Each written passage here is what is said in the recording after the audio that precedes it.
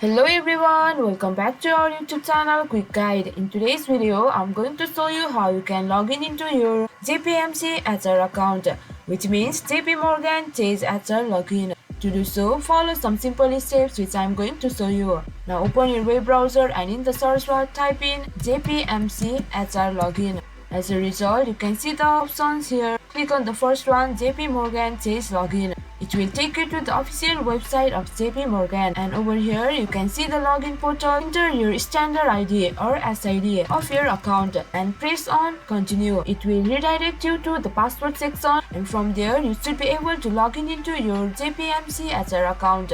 And if you guys get any confusion, click on frequently asked questions to know more about JP Morgan Chase & Co. So that's all for this video. If you find our video helpful, please leave a like and please do not forget to subscribe our channel. And also hit the bell icon for latest videos and drop a comment for reviews and more content like this. I will see you guys again in our next video. Thank you for watching.